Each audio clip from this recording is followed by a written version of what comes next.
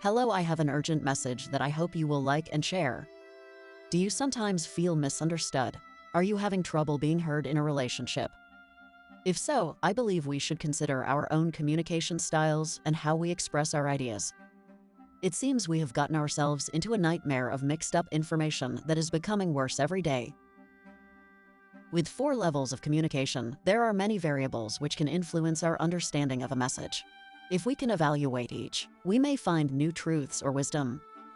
Please consider how each of these impacts your life and your relationships. Also consider which you could improve for better conversations.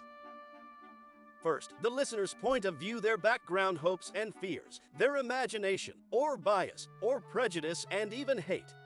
Some also call it a perspective, or a lens someone sees the world through. Thinking about it as a listener, I know my preconceived thoughts set up an expectation about what I anticipate the person will say. My attention should be focused processing the conversation. If the conversation is heated, I know I do not always listen clearly before I respond. My fear or imagination does begin to influence my thinking in negative ways. While biochemistry is scientifically proven, anxiety can be difficult to acknowledge as the trigger after the fact when the communication has gone wrong. There is also the issue of importance. Some conversations are more critical or high stakes than others. This pressure can add to any misperceptions of what is actually being said in words.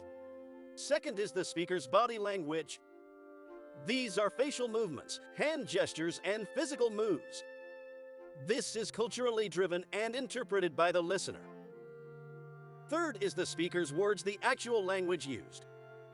This can be figurative language, which is also interpreted and dependent on culture and educational level. And so, as a speaker, I know the words I say have an incredible impact on the message being received. My word choices need to be appropriate in tone and mood for the desired effect.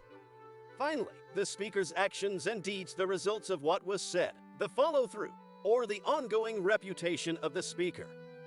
Their credibility and reliability as a source of information, and the validity of the information being presented.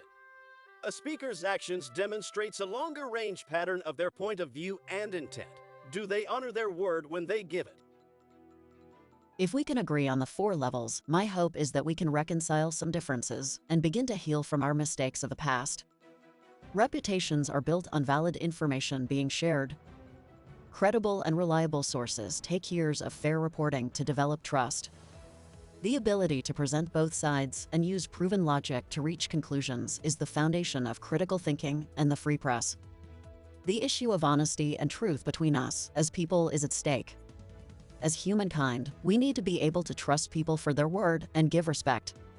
Now that artificial intelligence is available, the hard facts, evidence, and direct observations are becoming more important to know. We need to stop and practice critical thinking before we speak our mind. We need to know the difference between facts and opinions.